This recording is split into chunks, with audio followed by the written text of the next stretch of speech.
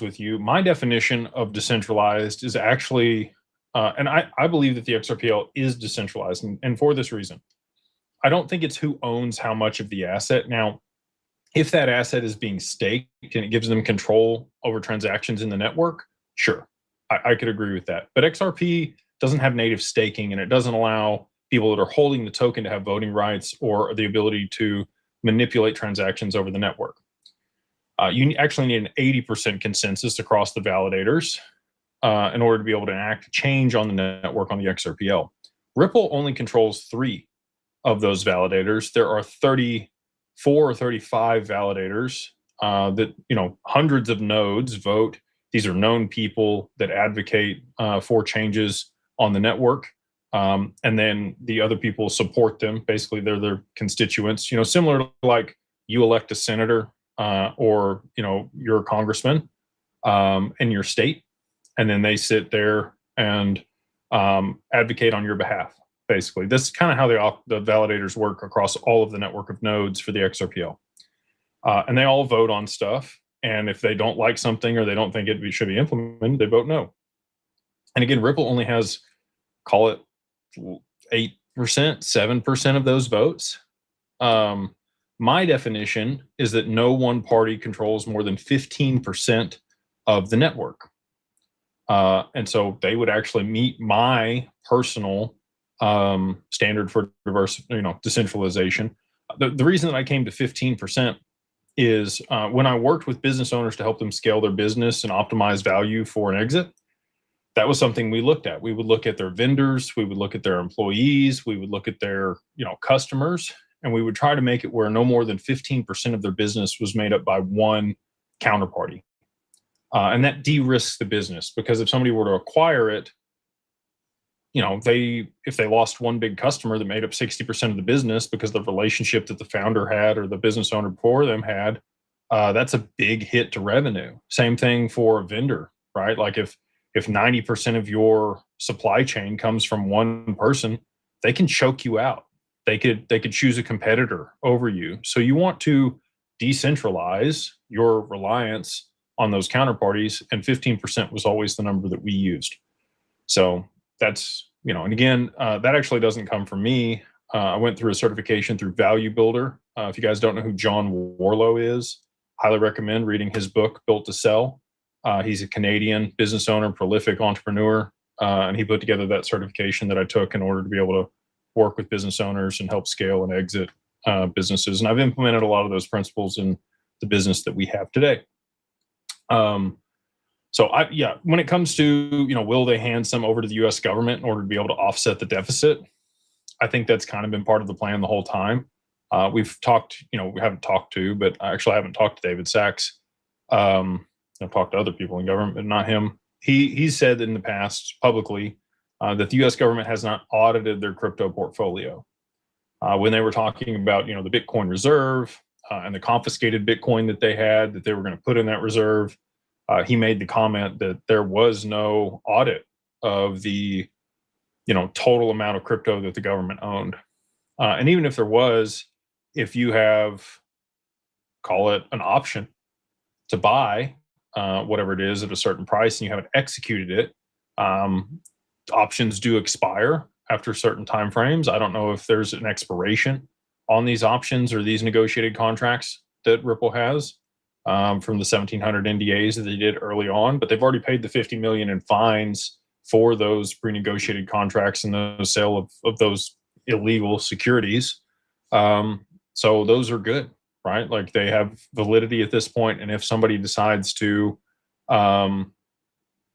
execute on that, then they absolutely would be able to. And I do think that's how, portions of the escrow get chopped up and spun out, and they do meet that 20% deal. Because let's say it got passed this month and they own 47% of the supply, only 1% of that gets released each month. So there's no way in 12 months that they would be able to meet that 20% threshold.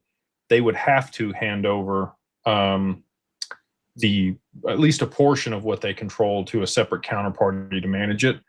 I think it could also be the IMF. They met with the IMF in 2017. There's photos of Christine Lagarde, who was the head of the IMF at the time, with Brad Garlinghouse and many other central bankers. And then obviously she went on to be the head of the ECB, or the European Central Bank, and has continued to advocate for stablecoin regulation in that region. I do think that the digital pound and the digital euro will become, will come to light and come to fruition here in the next 24 months. I think 2026 and 2027 are going to be big years for CBDCs and stablecoins. And again, not here to debate if CBDCs are great or bad or whatever you want to call them. In certain jurisdictions, they are absolutely going to go live. People participating in those ecosystems or those jurisdictions will use them. Obviously, here in the U.S., there's a lot of contention around stablecoins and CBDC, and people feel that it would inhibit their freedoms and give oversight to the government, and a lot of things that people don't want. I think that the regulation in each jurisdiction will likely coincide with the cultural norms that exist there. So, like China, their CBDC makes a lot of sense. They're communist. Russia probably has a CBDC. North Korea probably has, if they even move to blockchain, probably has a CBDC. Other jurisdictions that are more open, maybe like Dubai or Singapore, things that have been a bit more progressive, including the United States, I think will have privatized stablecoin. So it'll change based on where you live and the people and how they want it. Next up, we got Steve. He says, will the reverse carry trade hurt us that are invested in the tactical income fund? No, I don't believe it will. So we've mitigated all the risk. Well, I can't talk about the tactical income fund. If you want to know more about the tactical income fund, you should ask your advisor. I can talk about the other funds at Digital Wealth Partners, the income fund and the growth fund. So I'll speak to those because I can't talk about the one that you mentioned publicly. The other two 506c funds the Digital Wealth Partners has, the way that we've mitigated risk on that for volatility is the margin that's taken against the asset. They only ever trade, somewhere between 40 and 60% of that. The sub-advisors that we work with were completely out of the market when FTX and Celsius and Voyager all happened, and they were also completely out of the market on 1010 when that liquidation took place. They are able to see markers 2 to 3 days before large events like that happen, so that they can hedge and also make profit on that event playing out. The income fund actually made money on 1010 because they had short positions open because they saw that some volatility could take place. So, the people that we're working with, alongside the way that we've structured everything there, I think lends itself very well to being able to not only make sure that there's not any losses or issues, but also potentially, profit from that situation playing out. Volatility is great for both of those opportunities there at Digital Wealth Partners. That is how both of those opportunities make returns. If there is volatility in the market, if things are stagnant and moving sideways, it's probably not going to work great. And it's not that it's bad, it's just not as good as if there's volatility in the market. These are market neutral strategies. And they're meant to, mitigate downside risk while still giving people upside cash flow or, compounding the asset, depending on which one you're participating in. So again, if you are invested in those, I would ask your advisor. I'm just giving you a high level of things here.